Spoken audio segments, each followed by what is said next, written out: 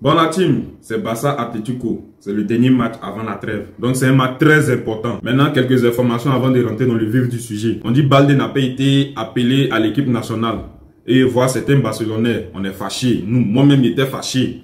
Pourquoi Balde n'est pas appelé en sélection? Pourtant, actuellement, on sait que Balde, c'est pas camarade de quelqu'un. Non, mais faut voir le bon côté. Moi-même, Dieu merci. Dieu merci, même Balde ne va pas en Espagne, en équipe d'Espagne. Dieu merci. De vous faire un rappel. C'est où Gavi s'est blessé en Espagne. Yamal, au début de la saison, c'est où il s'est blessé à la cheville. C'est en Espagne. Pedri, ils ont fini lui. Toni Kroos a fini lui. En Euro, c'est en Espagne. C'est-à-dire, nos joueurs sont là se blesser un peu. C'est tout le temps en Espagne. Même les Olmo, là, chaque fois. Tous les joueurs, et puis de la Fuente, là. C'est pas comme les joueurs du Barça, là. Il va les faire reposer. Non, alors là, non. Il va les faire jouer 90 minutes. Demain encore 90 minutes. Donc si Balde peut se reposer au Barça, Dieu merci. Et puis nous-mêmes, on doit prier Dieu pour les Yamal, pour les Pedri, pour les Olmo, pour les Koubassi. Prions Dieu pour que ceux-là ils reviennent en bonne santé. Parce que les échéances qui arrivent là, ce sont les plus importantes. C'est-à-dire Coupe du Roi, retour contre Atlético. Les matchs en Ligue des Champions. C'est là-bas, c'est le décisif. Et puis le mois de mars, comme je l'avais dit, c'était un mois qui allait être long. C'est un match où le calendrier allait être long. Et puis le Barça, on a su gérer ce mois-là. C'est pour ça actuellement, si on finit avec Atlético demain, c'est fini. C'est-à-dire on est en tête et puis c'est fini. Donc actuellement, le Real a perdu des points contre Betis. Atlético a perdu des points contre Retafe. Donc là, pour Balde là, Dieu merci. Et puis Balde même, je pense que on n'en parle pas trop. Et nous, notre team, dans le débrief, on est un peu euphorie. On parle ici, on parle ici. Et puis on ne parle pas même des joueurs qui ont fait des choses extraordinaires dans le match. Balde, quand il regarde le but de Rafinha, le troisième but de Rafinha contre Benfica. Non, mais Balde, c'est quelqu'un. Balde, c'est-à-dire la percée Balde fait. En fait, c'est une percée balle au pied. Balde fait. Sur au moins 80 mètres. Et il prend ça en défense. Jusqu'à arriver dans eux, la défense. Et puis il fait la passe à Rafinha. C'est pas pour les comparaisons, mais il n'a rien envié au Nuno Mendes, au Davis, là, il n'a rien envie à ces joueurs-là. Il suffit que le petit soit constant. Et son niveau actuellement est là. Balde actuellement, merci. En tout cas, ton niveau a augmenté. C'est que sur les centres seulement. Si Balde se concentre très bien sur les centres, non, c'est bon. Et ensuite, une photo de Rafinha. Est-ce que vous voyez? Non, Rafinha, on doit s'excuser. Moi, je me suis déjà excusé devant Rafinha. Mais il pense qu'on doit s'excuser encore. Et, oh, je me rappelais quand il faisait les vidéos sur Rafinha, il dit qu'ils ont désactivé son côté brésilien. À chaque fois, il était énervé contre Rafinha. Mais actuellement, Rafinha veut battre le record de Messi. Est-ce que vous entendez? Rafinha peut battre le record de Messi. Quand même, c'est bizarre, non? Et Rafinha, il a quelques buts. Il a 3 buts d'égaler le record de Messi de 14 buts en Ligue des Champions. Pourtant, actuellement, on s'en va en quart de finale. Donc, Rafinha a 2 matchs potentiels encore à jouer. Et on sait que devant, c'est le buteur phare. Parce que Lewandowski ne se retrouve pas. Après, moi, il est tombé sur lui. Lewandowski ne se retrouve plus. Donc, Rafinha, actuellement, c'est le meilleur buteur de la Ligue des Champions. Et c'est le meilleur passeur en même temps de la Ligue des Champions.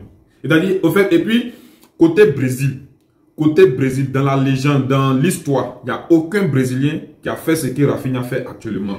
En tout cas, Rafinha, chapeau. Ça, seulement chapeau. Ça, il n'y a rien à dire. Moi, sincèrement, Rafinha, je m'excuse encore 1000 fois. Nous tous, on voulait que tu partes. Et puis Rafinha, c'est pas que ça. Au fait, Rafinha, c'est comment on appelle ça? C'est l'état d'esprit encore. Rafinha, c'est que, au fait, quand il est là, quand Rafinha est là, on n'a pas trop peur. On sait que c'est un guerrier, c'est un soldat. C'est quelqu'un, quand tu le mets sur le terrain, il est prêt à tout. C'est lui qui nous délivre. 2 fois contre Benfica. C'est seulement dit, si nous on dit Barcelonais, peut-être qu'on dit ça d'une manière, voilà, qui fait un peu mal, mais Rafinha Ballon d'Or, c'est pas une dinguerie. Rafinha mérite actuellement, en tout cas là où on est, Rafinha en haut là-bas. Rafinha en haut là-bas, il n'y a rien. Et puis, regardez un peu la liste de Ballon d'Or que les gars l'ont mis. C'est-à-dire, Rafinha premier, Mo Salah, et puis Mbappé. Et puis Pedri vient en bas. Et puis à qui? Vinicius. Bon, moi-même, cette liste-là, je crois plus. Il y a trop de montage on peut faire. Mais si cette liste est vraie là, c'est des foutaises. Je peux comprendre Rafinha premier. Mo Salah deuxième. En tout cas, je pense qu'il doit tomber un peu. Parce que les 2 matchs qu'il a fait contre le PSG là, il va régresser. Mais Mbappé, dites-moi. Mbappé, à part son triplé, il a mis contre City. City même handicapé là, dites-moi. Mbappé, c'est pas parce qu'il est madrilène. Mais Mbappé ici là, devant Pedri, on n'a qu'à se prendre au sérieux.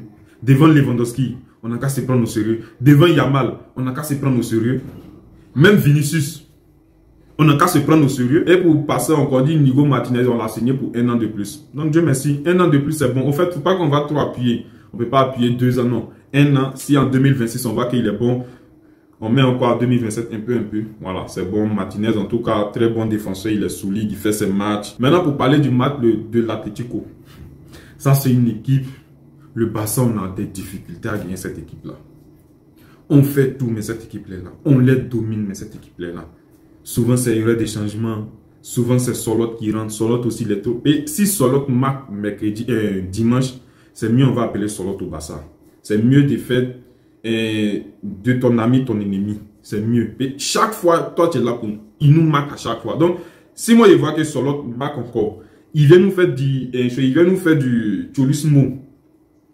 Dimanche, c'est mieux, on va l'envoyer au Barça en même temps. Et chaque fois, c'est Solot.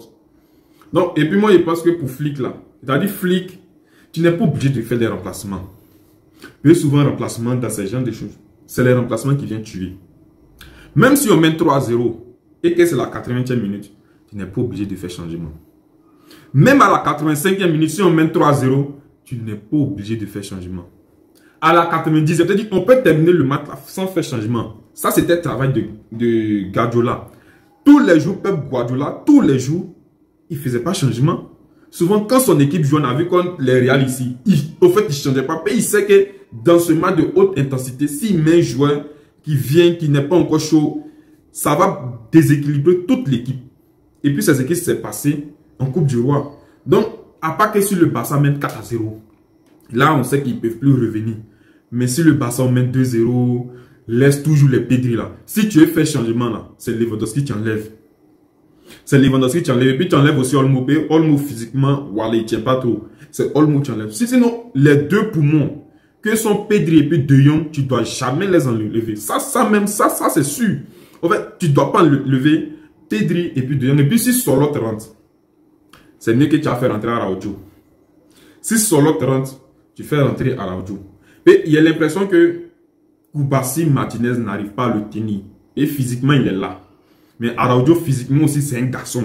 Donc, je pense que Araujo peut contenir Solot.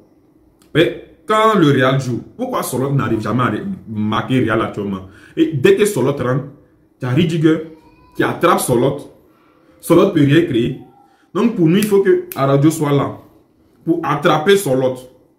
Et même si on est pris par le haut, on sait que la chose à Araujo, il peut vite revenir par sa vitesse. Donc, moi, c'est de ça que je vois. Et pour le 11, il n'y a pas trop besoin de parler. C'est le 11 type. C'est-à-dire Koundé, Martinez, Koubassi, Baldé. Ça, c'est la défense type, la meilleure en Europe. Et puis, oubliez Tech au poteau. Tech au poteau, on ne force pas. Le milieu, non, c'est là-bas qui est doux. Et le milieu, c'est De Jong, Pedri. Et quand il entend De Jong, Pedri, ce milieu a double pivot. Et puis, Pedri aussi m'étonne dans sa capacité à récupérer les ballons. Sincèrement, il ne pensait pas que Pedri savait récupérer autant. Il récupère beaucoup de ballons, même trop même.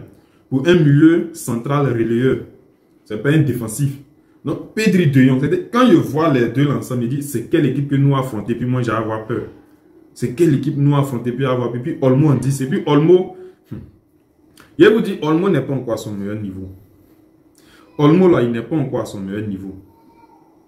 Olmo, moi, je l'ai connu, en tout cas, j'ai connu très bien Olmo pendant l'Euro. Mais je vais vous dire, il n'est pas encore à son niveau. Souvent, là, faites semblant, quand vous regardez le match, là, regardez son Olmo, regardez ses déplacements entre les lignes et puis ses contrôles. Quand il se met entre les lignes, déjà le contrôle orienté, sincèrement, qui fait ça de mieux que lui actuellement? C'est-à-dire, lui, il est fait pour le numéro 10, il dit, pour la formation anti-flic au Barça. Il est fait pour ça. Mais il n'est pas encore à son niveau. Il n'est pas encore à son meilleur niveau. Je vous parle, il n'est pas encore à son meilleur niveau. Et puis devant, Rafinha, Yamal et puis Lewandowski. Lewandowski, on oublie de le faire avec. Mais Lewandowski aussi ira trop. Sincèrement, il ira trop. Et en fait, c'est pas aujourd'hui. Moi, Lewandowski, sincèrement, moi, je suis beaucoup indulgent. Parce qu'il voit que c'est quelqu'un, il a 35 ou bien 36 ans. Il a fait ses belles années, au Bayern. Au Bayern et puis à Dortmund. Donc, il est venu au Barça. En tout cas, il a dépanné, il est là. Mais où Lewandowski, on l'attend, c'est qu'il soit un finisseur. Surtout cette année-là. Il dit, Lewandowski, oh, il y a des matchs, même tout récemment, Lewandowski a une situation de but. Il est là tergiversé. Même les Ganes qu'on a perdu 1-0. C'est ce que vous vous rappelez. Les Ganes, on a perdu 1-0. Où les Ganes marquent à la 3e. Mais Lewandowski, il a au moins 3 occasions franches où là, il est censé marquer. Lewandowski, elle est là, ça va. Et puis, il faut que le Barça... Il dit, première priorité du Barça, du mercato qui arrive, c'est de prendre un attaquant. Je vous assure, si on joue aller avec Lewandowski encore, c'est pas bon. Et cette année même, j'ai peur. Parce que celui qui est devant là-bas, que moi j'ai confiance à marquer, c'est Rafinha. Même Yamal, souvent, c'est pas trop ça. Yamal, souvent, il nous fait sortir des coups de génie. Mais Lewandowski, c'est lui qui devait être constant. Lui avec Rafinha. Mais actuellement, c'est Rafinha seulement. Donc, les gars, on se prend dimanche à 22 h pour le débrief. Voilà, aujourd'hui, c'est que l'avant-match. Et puis, moi-même, j'ai décidé de faire ça, moi-même, personnellement. Et souvent, avant-match, on met tout le monde. La team est là, on ne parle pas sérieusement. Et puis après, dans les commentaires, les gars sont là à se moquer de nous. Maintenant, on va parler bien. Et puis, après le match, on va faire la fête. Là, comme ça, on va se moquer à la marmite maintenant. Donc, les gars, on se capte après pour une nouvelle vidéo. Et puis, surtout, on est dans l'amour. Merci. Merci. Merci. Merci. On descend là. Merci. Merci.